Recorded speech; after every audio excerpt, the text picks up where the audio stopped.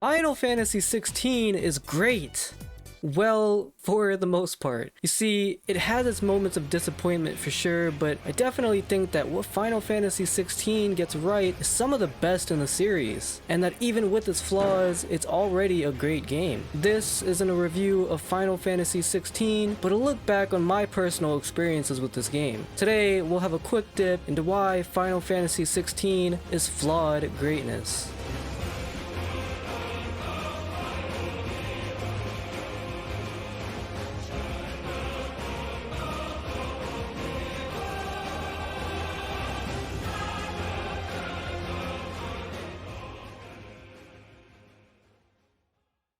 For the past couple of months, Final Fantasy XVI has been a critical success, both with reviewers and fans. But with any game, Final Fantasy XVI came with its fair share of criticisms, and in my opinion, those criticisms are very valid.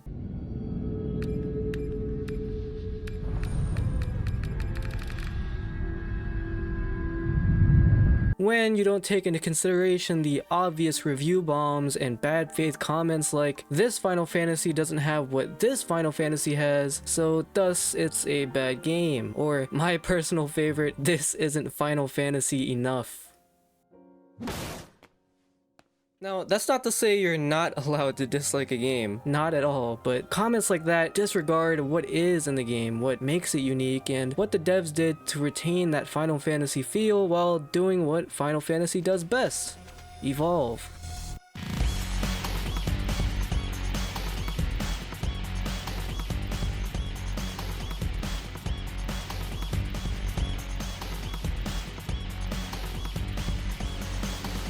What Final Fantasy XVI gets right is some of the best in the series, and you've heard this many times already, I'm sure, but to me, this game takes boss fights to another level in the franchise. So much so that, if anything, Final Fantasy going forward should look at these boss battles and further improve that formula in the future. No other game this year has given me that amount of excitement in its boss battles alone since maybe God of War 2018 or Sonic Adventure 2. This being what I think is Final Fantasy XVI's most standout feature, its boss fights. But what of its characters? Here is where, for me, Final Fantasy XVI shines the most. And I'll be straight up, if you don't connect with the characters in this entry, it'll probably more than likely make or break this title for you. Because no matter how good the combat or bosses may be, Final Fantasy has always been a story-focused series, and so if the characters filled in that universe aren't interesting, that could probably destroy a Final Fantasy. Or at least it could for me. With that being said, I absolutely adore these characters. Almost everyone in the cast felt compelling, real, and made me want to listen anytime they were in a scene. And a large part of why these characters are so good for me is because of the writer, Kazutoyo Maehiro, who's worked on stories like Final Fantasy Tactics and Final Fantasy XIV Heavensward. The latter is how I fell in love with the storytelling. But what Maehiro-san does so well is how he makes his characters feel so believable, like they're a part of this ever-changing world of Valisthea. In general, most of the stories he's wrote for has that gritty, dark tone to it, and his writing style for characters reflects that well. The character arcs for each dominant you encounter and how they get built up felt so natural because characters were just so well written that I never questioned my interest in them. And for a Final Fantasy, seeing scenes just so well directed was very refreshing. They didn't feel like anime robots talking to each other or have that unnecessary grunting during dialogues you would see in a lot of anime games. It all just flowed together so naturally that at times I even forgot that I was playing a video game. Each character feels like they have some type of struggle going on within themselves. Their own personal struggle, which in many cases is what I love seeing in JRPGs. Everyone is together, yet mentally they have their own struggles going on. That to me is what makes characters in a JRPG interesting. Either you believe me or you don't. Clive is my favorite protagonist in Final Fantasy now. And that says a lot because, like so many, my all-time favorite for so long was Cloud. And before you say Cloud is overrated, Cloud may very well be one of the most well-written protagonists in Final Fantasy. And for me, Final Fantasy VII in general changed how we see RPGs today. And so to also give that praise to a new character like Clive makes me extremely happy. I think something with Clive just stuck with me. And just so we're on the same page, let me give you a small example of his character arc and why to me it's incredibly satisfying. To start off, you get to see Clive go from a royal shield of his country as a teen to then being enslaved by the Empire as a teen and into his adulthood as an Imperial assassin. Now at 28, Clive has escaped the Empire but lost in who he is, until he finds his reason for living again through Sid, and 5 years after that, became an outlaw known across all of Valencia for his deeds in freeing both bearers and destroying the Mother Crystals. Obviously there are more details in between that, but something about that character arc is just so satisfying to me. And that's just one character out of the many that I could really just go on about. One character that I felt was severely misunderstood was Ultima. What I really enjoyed was not who he was as an antagonist on the surface level, but what he represented to the story. But why is that? Well, Ultima on the surface level may be seen as stereotypical, and his dialogue certainly doesn't help. Countless centuries have I waited for this moment. This moment in which I might revel in my creation, only to find it profaned and so. Ultima really isn't a villain in that sense. In fact, Ultima's whole reason as a collective is to seek his people's survival. In a way, he's also similar to another Final Fantasy villain you may know. Except, the way Ultima is portrayed sees him as someone who can't even understand his own creation. Ultima is essentially a reflection of man. A reflection of the forces we have actually been fighting the entire game. The oppressors, and the dominance throughout the course of the story. Ultima is very similar to them, just on a more larger scale. He's a god, of course, but still an oppressor we have to fight for man's free will. Something I found interesting and really made me look at Ultima in a wholly different light was something that Clive said to Ultima during our first fight. To right your wrongs. If our sin is wanting to survive, then you are as marked by it as we are.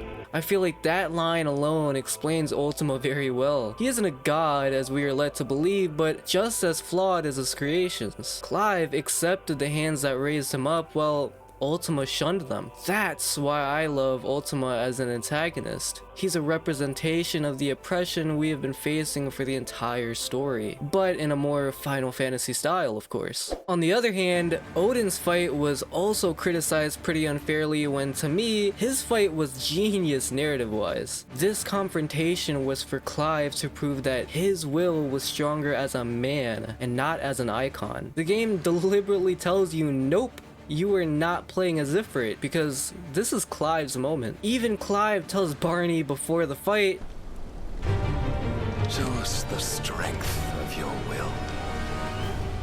It's not the strength of my will that should worry you,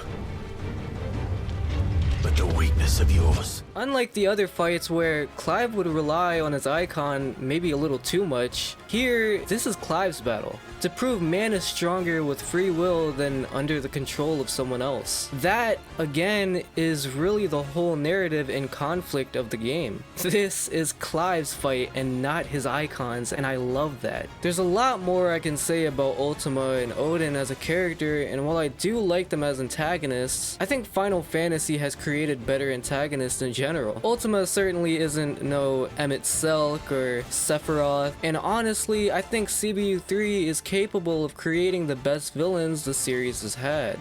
And hopefully CBU3 sees that and is cooking something serious for its DLC in that regard. With all of that being said, I talk about the characterization and the narrative of this game and not so much of its gameplay, which sounds crazy because, like I said earlier, Final Fantasy has never been about its gameplay for me. In fact, I'd say the reason I love this franchise so much and why I got into it in the first place was because of its ability to tell larger than life stories and deep and relatable characters. I mean, just think, what if your favorite characters and stories of these games never existed and instead was purely just a turn-based game with no real narrative behind it? You didn't have your Clouds or your Terras or your Tituses. None of them.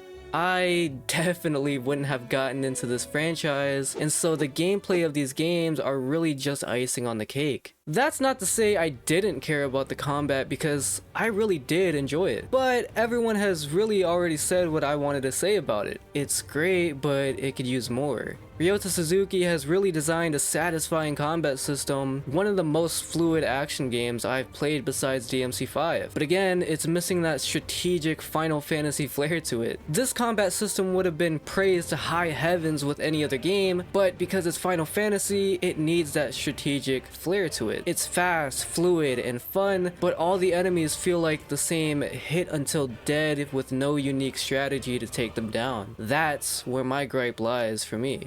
On that note, if we're talking about improvements, with Final Fantasy XVI, there's really 3 major negatives that I would like to see improved in the future. That's quest design, level design, and most importantly, pacing. These 3 things did bug me quite a bit because, to be honest, if those weren't a problem, this would undeniably be my #1 Final Fantasy. With that in mind, I think the one thing that CBU3 needs to get right for its DLC is its pacing. I think this goes for all modern Final Fantasies, but 16 should absolutely make sure that its pacing for its DLC, whether that's an expansion or not, gets straight to the point. No having fetch quests and the MSQ, which was my problem, not the side quests because they were optional, but the MSQ had literal fetch quests that could take anywhere from 15 to 20 minutes at times.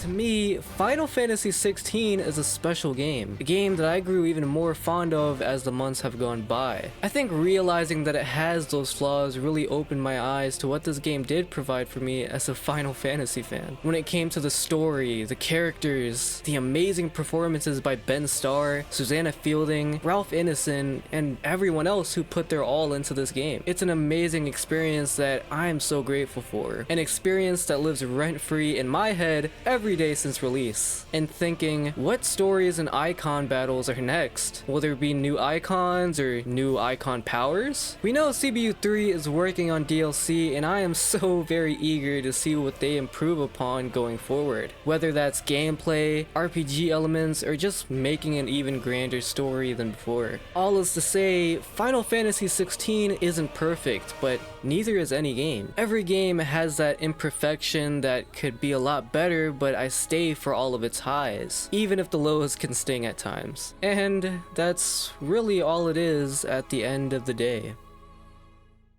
For the end of this video, I would love to recommend similar games that you may love. Today's recommendation, it's gonna be Tales of Arise. It's a game that I just started and loving so far, and with its DLC out, there's no better time to start than now.